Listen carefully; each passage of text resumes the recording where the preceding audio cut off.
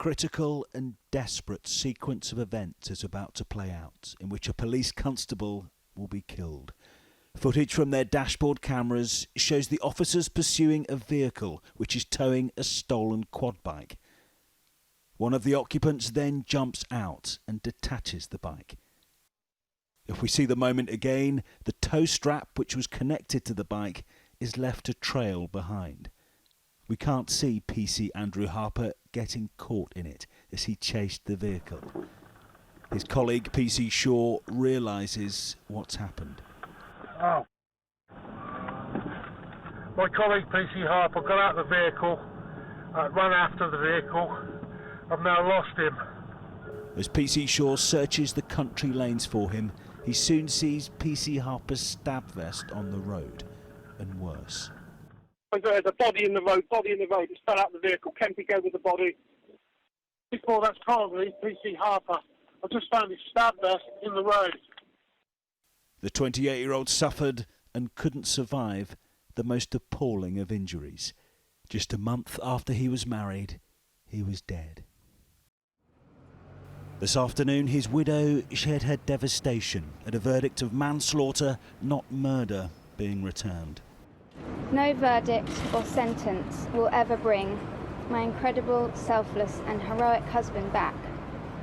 The results from this trial I had hoped would bring justice, but in reality make no difference to the heart-wrenching pain I will continue to feel for the rest of my life. I now have my own life sentence to bear, and believe me when I say it will be a much more painful, soul-destroying and treacherous journey than anyone facing a meagre number of years in prison will experience.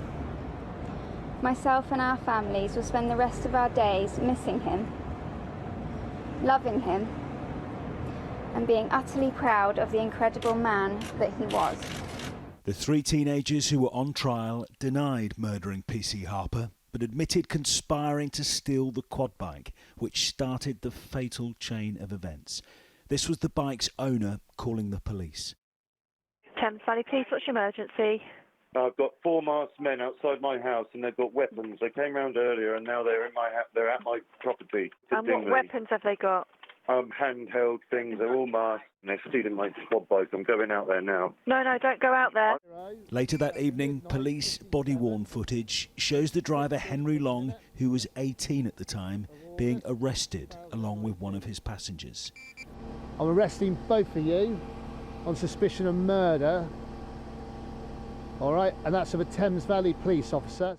He later admitted the manslaughter of PC Harper, but denied intending to kill him. He told jurors he felt disgraceful over the death and hadn't realised the officer was attached to his vehicle. Andrew and PC Shaw were actually on their way home. They didn't have to respond to this call for assistance from the member of the public, but that's not what we do. You know, we're there to protect life and property, and despite having worked a long shift already, they responded to that. And you know, tragically, you know, Andrew's paid the ultimate price for that. But that's what police officers do up and down the country, day in, day out. Well, this is the spot where PC Harper's body was found. He was dragged for more than a mile before finally becoming dislodged here. During the trial, jurors heard the prosecutor say he was swung from side to side like a pendulum. A young police officer killed in the line of duty. The day before the incident, and being driven with less than the utmost care, this is the car which PC Harper became trapped under. Albert Bowers and Jessie Cole, who were both 18, were passengers in the car when the death happened. Today, they were both cleared of murder, but found guilty of manslaughter. Earlier this year, PC Harper's widow collected an award from the Police Federation on his behalf.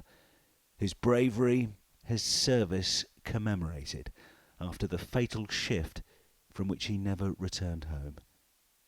Julian Drucker, 5 News.